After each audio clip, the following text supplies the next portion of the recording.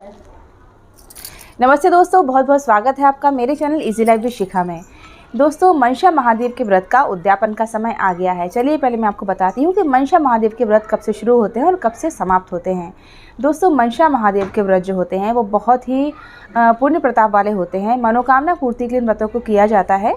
यह व्रत श्रावण मास के जो शुक्ल पक्ष की चतुर्थी होती है उस समय से स्टार्ट किए जाते हैं और कार्तिक मास की शुक्ल पक्ष की चतुर्थी को इस व्रत का उद्यापन किया जाता है। तो 2024 में इस व्रत का जो उद्यापन है वो 5 नवंबर को किया जाएगा। दिन है मंगलवार का, क्योंकि 5 नवंबर को कार्तिक मास की शुक्ल पक्ष की चतुर्थी पड़ रही है। पटाखे फूट रहे हैं, अभी लोग दिवाली मना रहे हैं, तो मेरी वीडियो बनाते समय थोड़ा बहुत डिस्टर्बेंस होगा दोस्तों, तो प्लीज़ इग्नोर करिएगा और वीडियो पर ध्यान दीजिएगा।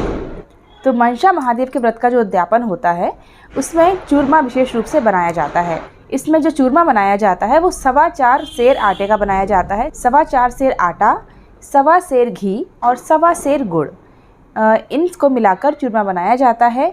जो मैंने मात्राएं आपको बताई हैं, ना ये कम होना चाहिए ना ज़्यादा होना चाहिए कि आप बहुत सारे लोगों को बुला लें और बहुत सारा चूरमा बना लें, ऐसा भी आपको नहीं करना है। तो जितना मैंने आपको क्वांटिटी बताई है उसी हिसाब से आपको चूरमा बनाना है, ठीक है दोस्तों। तो आपको किस तरह से उद्यापन के दिन सुबह से शाम तक आपको क्या करना है वह मैं आपको इस वीडियो में पूरा बताऊंगी, तो वीडियो को ध्यान से ज़रूर सुन लीजिएगा दोस्तों। तो सबसे पहले जब हम सुबह उठेंगे तो दैनिक कार्यों से निवृत्त होने के बाद, स्नान ध्यान करने के बाद स्वच्छ वस्त्र पहनकर हमें मनसा महादेव का ध्यान करते हुए पूरा दिन बिताना है। जिस प्रकार से पूजन हम प्रत्येक सोमवार को करते आए हैं उसी प्रकार से हमको सुबह के समय ही उद्यापन का जो पूजन है वो करना होता है। पूजन सामग्री वही होगी जो हम प्रत्येक सोमवार को यूज़ करते आए हैं। उद्यापन के दिन आपको शंकर जी के निमित्त वस्त्र निकालना है, पार्वती जी के लिए आपको साड़ी और थोड़ा बहुत सुहाग का सामान आपको ज़रूर से निकालना है।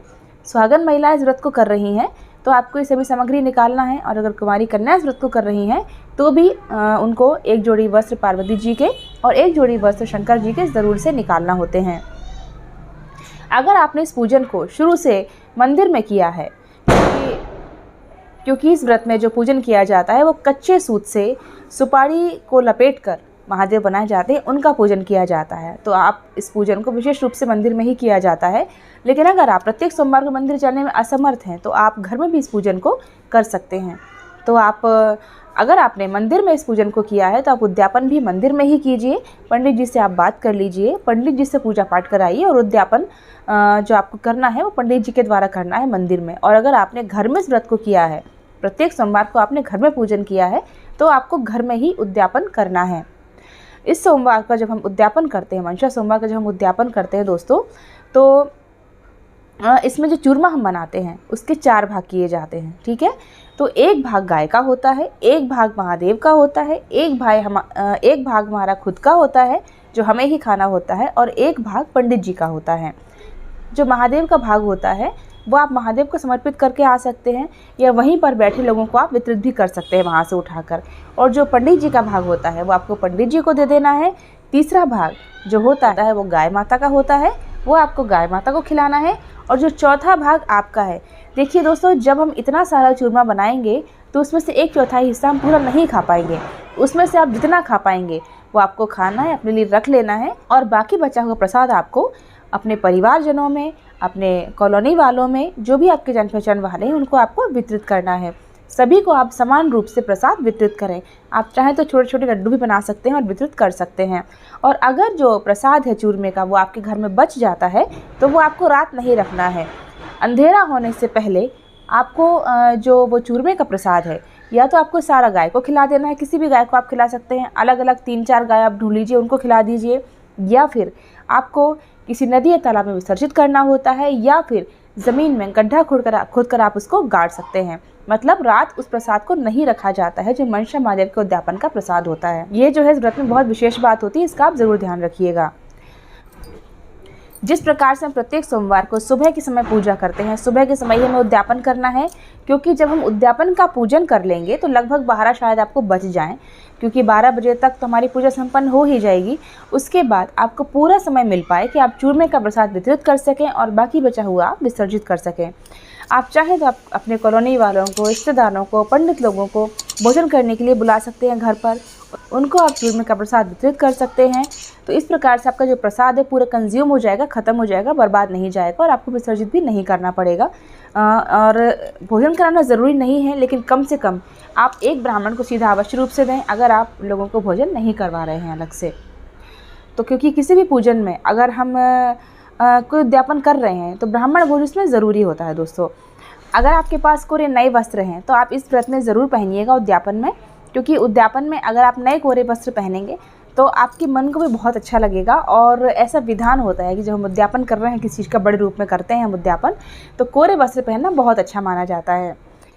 तो व्रत कथा आपको इस व्रत में ज़रूर पढ़नी है। आप चाहें तो पंडित जी से भी सुन सकते हैं। और जब हम इस व्रत का उद्यापन करते हैं तो जो सुपारी के हम महादेव बनाते हैं उसमें सूत में जो हम गांठें लगाते हैं वह गांठें हमें इस दिन खोलना होती हैं। और वो सुपारी, वो जो धागा है वो आप विसर्जित कर सकते हैं किसी नदी या सरोवर में, या चाहें तो कहीं पर किसी गमले में आप थोड़ा सा गड्ढा करके भी वहाँ पर गाड़ सकते हैं। कई लोग ऐसा करते हैं कि उद्यापन के बाद वह सुपारी और सूत मंदिर में भी छोड़ आते हैं। तो लेकिन सबसे उत्तम यही है कि आप उस धागे को और सुपारी को आप विसर्जित कर दें। इस व्रत को दोस्तों 4 वर्ष तक करना होता है। 4 वर्ष लगातार करना बहुत ही अच्छा माना जाता है इस व्रत को। जैसे कि मैंने आपको बताया, व्रत सावन से शुरू होकर कार्तिक मास में समाप्त हो जाते हैं। तो इस प्रकार से आपको 4 वर्षीय व्रत करना होते हैं। कई लोग इस व्रत को 16 सोमवार का नाम देते हैं, लेकिन यह 16 सोमवार के व्रत नहीं है। मनसा महादेव के व्रत का अलग विधान होता है। जो इसका उद्यापन होता है वो चतुर्थी के दिन होता है, जबकि 16 सोमवार का उद्यापन हमें 17वें सोमवार को करना होता है। लेकिन मनसा महादेव के व्रतों की एक तिथि निश्चित होती है कि हमें श्रावण मास की शुक्ल पक्ष की चतुर्थी से लेकर कार्तिक मास के शुक्ल पक्ष की चतुर्थी तक इस व्रत को करना होता है। तो ये व्रत 16 सोमवार के व्रत से अलग है। हालांकि इसमें चूरमे का ही प्रसाद चढ़ता है। वो इसलिए चढ़ता है क्योंकि महादेव को चूरमा बहुत प्रिय है, इसलिए मनसा महादेव के व्रत में और 16 सोमवार के व्रत में, दोनों व्रतों में चूरमे का प्रसाद ही चढ़ाया जाता है। तो दोस्तों ये थी बहुत ही महत्वपूर्ण जानकारियाँ जो कि आपको मनसा महादेव व्रत के उद्यापन में काफ़ी हेल्प करेंगी। अगर आपको कोई जानकारी नहीं थी और अगर अभी भी आपको कोई क्वेश्चन बाकी रह गया है, मेरे ऑलरेडी बहुत सारी वीडियो मनसा महादेव व्रत के संबंध में पहले से अपलोड हैं, आप वहाँ देख सकते हैं। और अगर फिर भी आपके मन में कोई क्वेश्चन है जो सॉल्व नहीं हुआ है तो आप मुझे पूछ लीजिएगा कमेंट बॉक्स में, मैं आपको जल्द से जल्द ही उत्तर दूंगी। क्योंकि इस व्रत का उद्यापन परसों ही है। आज मैं संडे को वीडियो रिकॉर्ड कर रही हूँ और आज रात तक ये अपलोड भी हो जाएगा। और मंगलवार को इस व्रत का उद्यापन है। हाँ, लेकिन इसका उद्यापन मंगलवार को है, यानी 5 तारीख को। लेकिन जो 4 तारीख को सोमवार पड़ेगा उस सोमवार को भी आपको विधि विधान से वैसा ही पूजन करना है जैसा कि आप प्रत्येक सोमवार को करते आ रहे हैं। ठीक है, सोमवार को आपको पूजन करना है और मंगलवार को आपको इस व्रत का उद्यापन करना है।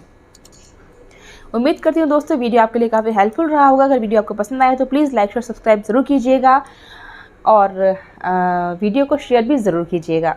फिर मिलते हैं नेक्स्ट वीडियो में। हर हर महादेव। मनसा महादेव आपकी मनोकामना ज़रूर पूर्ण करें।